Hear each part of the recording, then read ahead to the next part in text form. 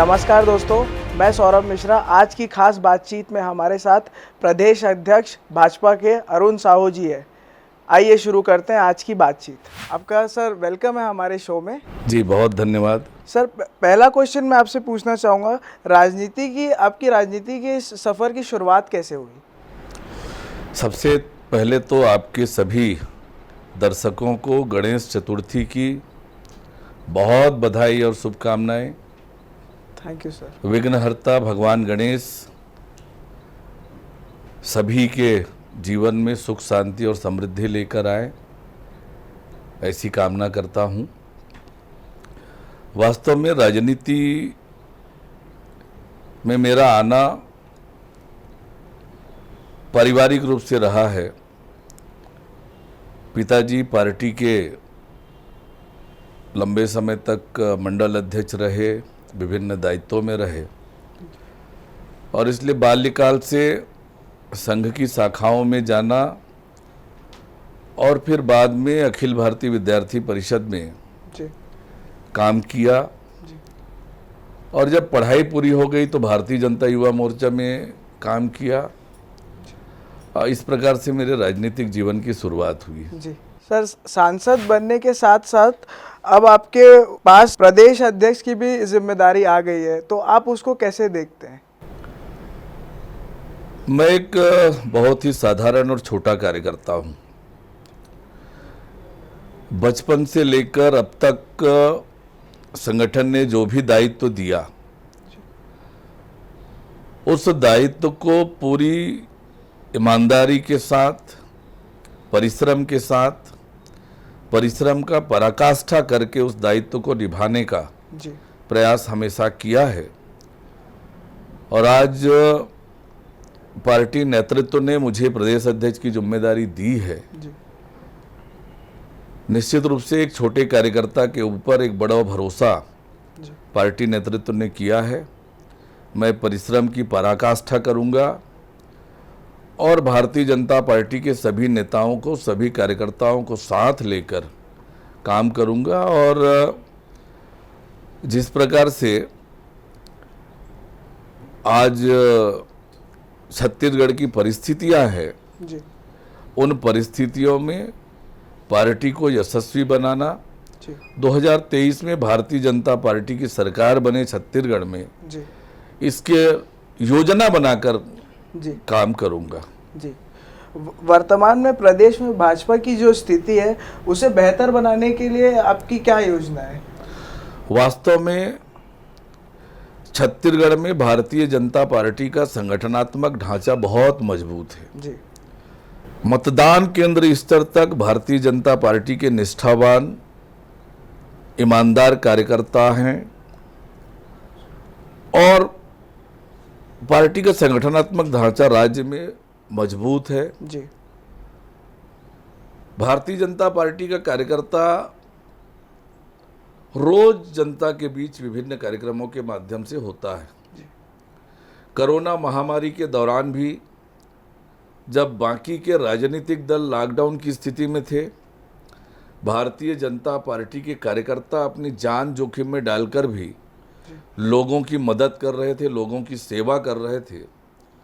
तो भारतीय जनता पार्टी सतत रूप से सक्रिय रहने वाली और कार्यकर्ता आधारित पार्टी है। जी।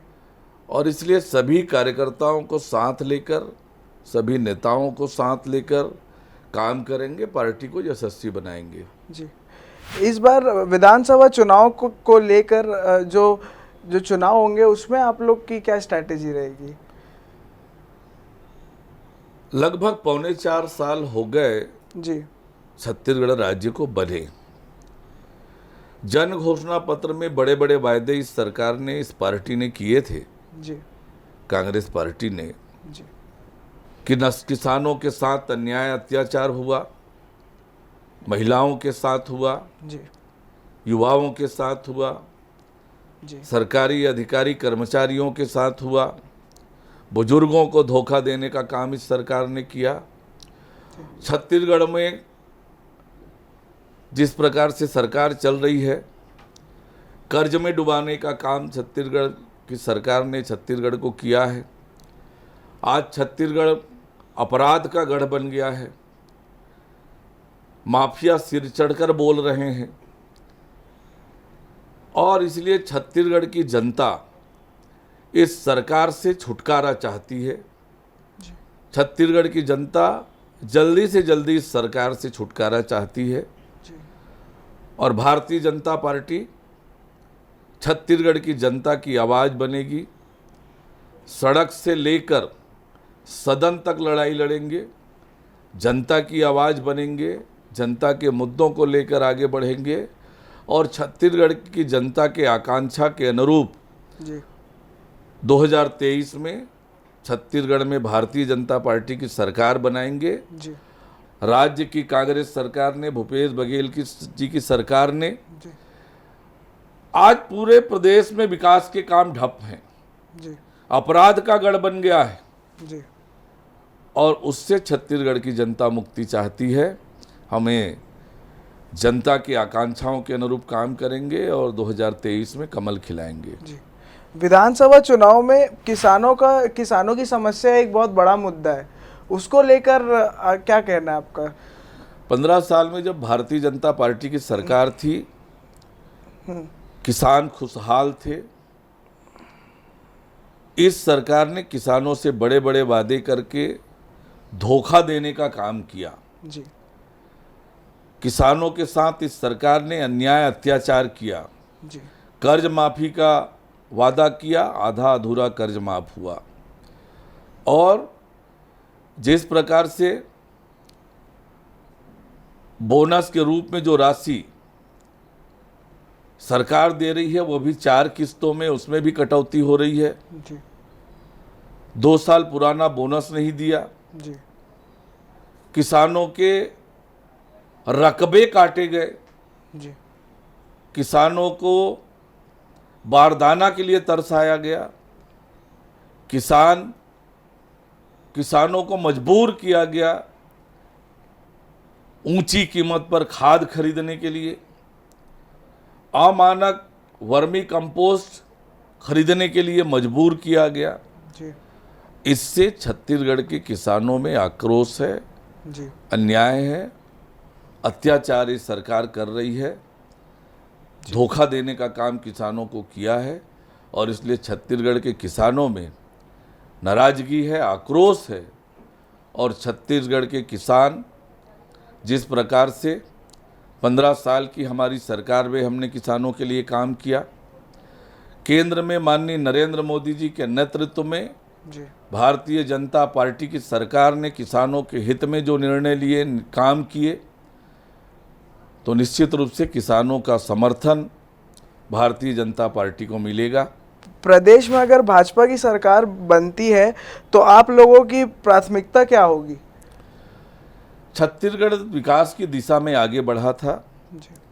छत्तीसगढ़ शांति का टापू, सद्भावना का टापू था। हम छत्तीसगढ़ को उस दिशा में आगे बढ़ाएंगे, अटल जी के सपनों के अनुरूप छत्तीसगढ़ को बनाएंगे।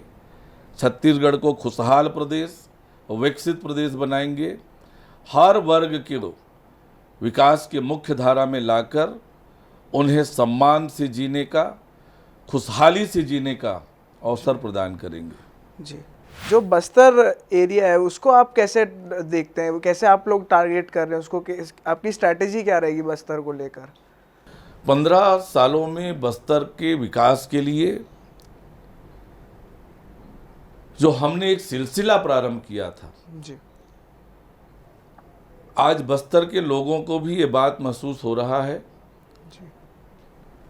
कि आज विकास के सारे काम बस्तर में ठप हैं। उनको मौलिक सुविधाएं जो हम दे रहे थे, वो सुविधाएं भी राज्य में कांग्रेस की सरकार बनने के बाद बंद हुई है। बस्तर की कानून व्यवस्था की स्थिति पूरी तरह से खराब है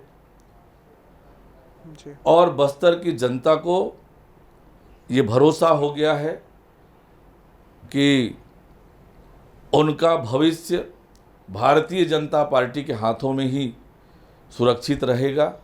बस्तर का विकास केवल भारतीय जनता पार्टी कर सकती है और इसलिए बस्तर के आदिवासी भाई भी भारतीय जनता पार्टी के समर्थन में आएंगे, भारतीय जनता पार्टी को आशीर्वाद देंगे जी और न केवल बस्तर, पूरे छत्तीसगढ़ के लोग भारतीय जनता पार्टी को अपना आशीर्वाद देंगे और छत्तीसगढ़ में भारतीय जनता पार्टी की सरकार बनेगी। छत्तीसगढ़ एक बार फिर से विकास की ओर आगे बढ़ेगा, खुशहाली की ओर आगे बढ़ेगा, जी। शांति और सद्भावना की ओर आगे बढ़ेगा। तो अरुण जी, आपका शुक्रिया आपका समय हमें देने के लिए। मैं आपको कॉन्ग्रेचुलेट करना चाहूँगा कि आप भाजपा के प्रदेश अध्यक्ष बने। आपका बहुत धन्यवाद। एक बार जी। फिर से आपके सभी दर्शकों को जी गणेश चतुर्थी की बहुत बधाई और शुभकामनाएं देता हूं। जी। आपका बहुत धन्यवाद, आपका बहुत आभार। आज के लिए बस इतना ही। अगली बार हम फिर मिलेंगे।